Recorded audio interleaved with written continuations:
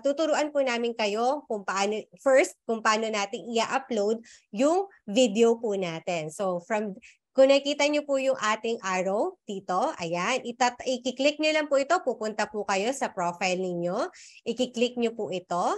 Then next is create, ayan. So, the next is you will upload na yung content na gagawin nyo or yung video na nagawa nyo na. Then from there, isa-select nyo po yung files po ninyo na, or yung content na ginawa ninyo. Yan.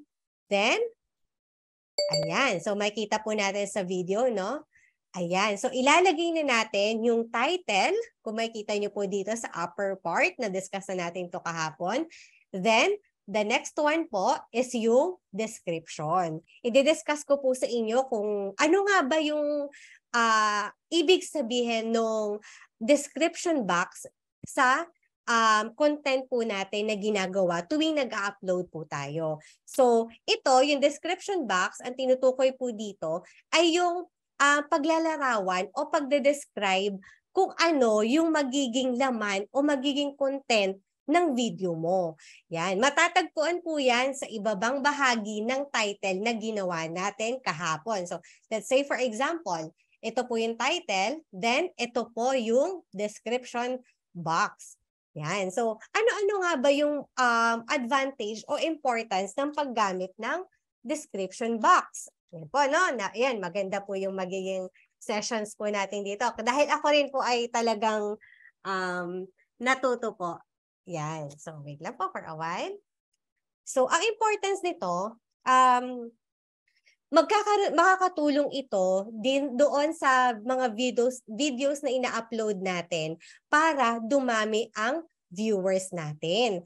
Kasi dito sa content, pag naglalagay tayo ng description, makakapaglagay ka dito ng mas maraming characters bukod dun sa title na, di ba po sa title, sinabi natin kahapon na dapat short lang po, at least yung mailalagay natin doon, at least 70 characters, kung hindi ko sa pagkakatanda ko po, dapat ganun lang kaikli. Pero dito sa description box, pagkakataon po ninyo dito na ilagay yung parang summary ng inyong content. So, step by step, makikita po natin yan mamaya. Ayan. So, ayan. Kumbaga, pwede rin po natin ilagay dito yung mga information about sa products po natin. So, katulad kanina, example, di ba ang fini-feature po natin is body wash. Iba't ibang klase ng body wash. So, maaari kapag i-upload na namin yung video natin, itong live po natin, i-upload na namin kay Avidson B2B YouTube account, ilalagay namin sa description box yung mga information regarding sa Dove, regarding sa soaps, soft soap, sa Daya, sa Suave. So lahat yan, makikita nyo yan sa baba ng, sa description kapag in-upload na namin po iyan mamaya after po ng ating live. So yun yung example na ipinapakita mo yung information ng content mo. Then another one is maaari mo din dito ilagay yung parang magiging summary mo nung mga dinediscuss mo. Bakit? Kasi may mga viewers na hindi agad sila nagpi-play ng video. Katulad ko, hindi ako agad nagpi-play ng video. Babasahin ko muna kung ano yung description. Ano nga ba to?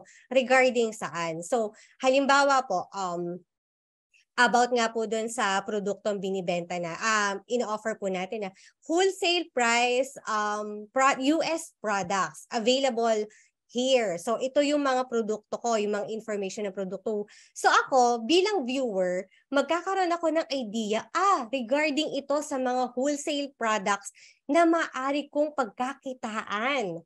So, ayun po, no? So, nagkakaroon ka ng idea, nagkakaroon ka ng parang emotion, excited ka na, uy, maaari kong pagkakitaan ito. I-click ko nga. So from there, from sa description mo, magkakaroon ka na ng magkakaroon ka na ng viewers. Nakuha mo yung viewers mo dahil lang po dun sa ginawa mong description. So, ano mangyayari? Siyempre, madadagdagan ang viewers mo. Hindi lang viewers, maaari ring madagdagan ang iyong subscribers. Kasi iisipin ng nakakapanood na, maganda pala itong si Avedson.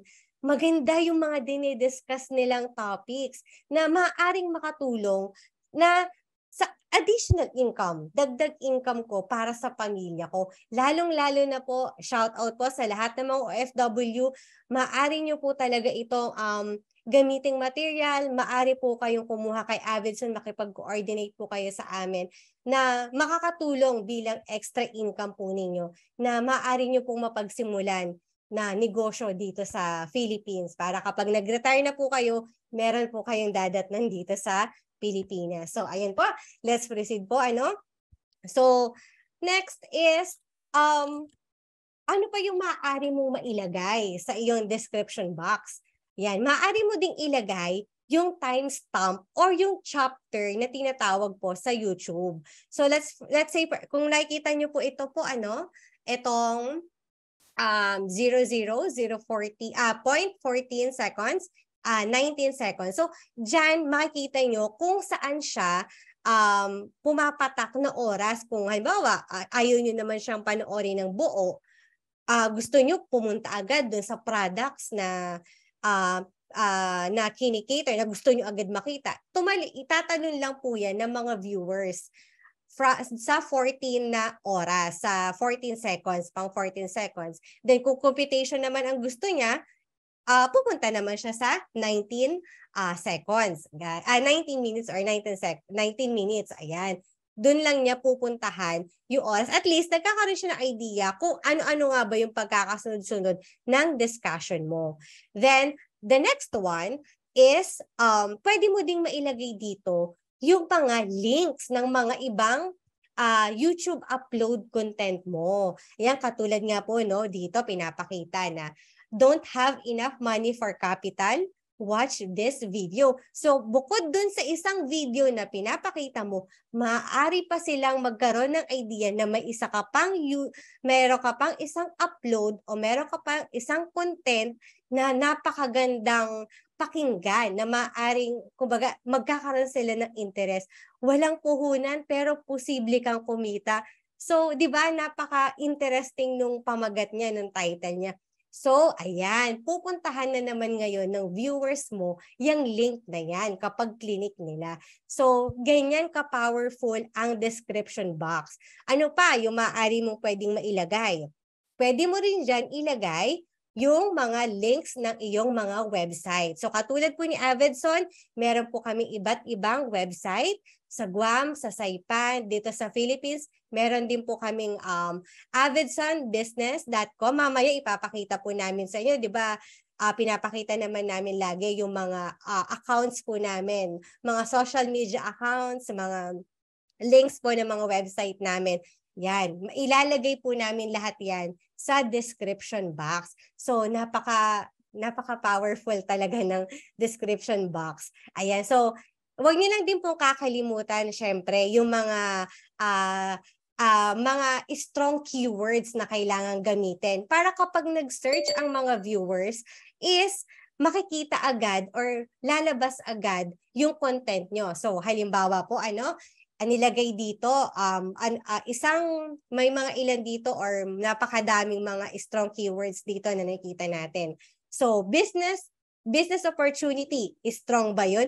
Yes, kasi kapag tinype yan sa search bar ng isang viewer, lalabas agad lahat ng mga content regarding business opportunities. Local business, kapag tinatype, ano-ano ang mga local business dito na maaring pagkakitaan, lalabas ang inyong video. Strong keyword, another strong keyword. Then ano pa? OFW. Tama, strong din po yan. So pag tinype yan ng mga OFW, mga nagsa-search ng mga viewers, anong pwedeng pagkakitaan ng isang OFW? Yan, maaaring lalabas ulit ang video mo kasi meron kang mga keywords na ginagamit.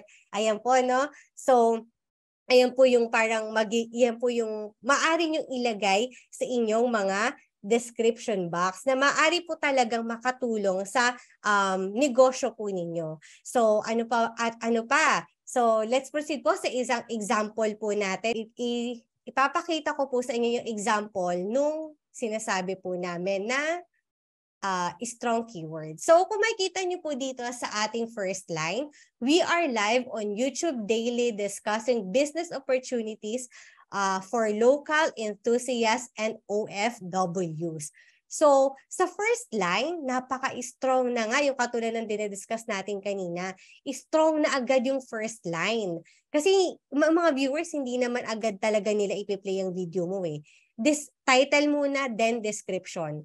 So from this, business opportunity, local business, OFW, yan, excited na yung mga, ano to? Mga curious na sila. So, ang gagawin ng viewers, click more. So, kapag click nyo dyan, lalabas lahat ng mga pinaglalagay mong mga website link, or mga link ng iba mong videos, yung mga timestamp or yung chapter ng in-upload mong video, lahat dyan lalabas. Ano po? So, ayan. So, napakalaking tulong talaga ng pinapakita po ni Avidson na maaari nyo pong gamitin na digital marketing strategy. Ayan. Ayun nga po, no, katulad nga po na sinabi ni Sir Leo, hindi po kami expert, pero sabay-sabay po tayong matututo dito sa ating discussion. Sana po patuloy po nyo kaming subaybayan para sabay-sabay po tayong matuto, lalo na po sa mga aspiring businessman. Yan, maaari nyo po itong gamitin, mga i-follow nyo lang po kami sa ating mga Facebook accounts, social media accounts, Facebook, Instagram, YouTube, TikTok, ang aming website, avidsonbusiness.com. Yan, i-reach nyo po kami dyan at i-cater namin po kayo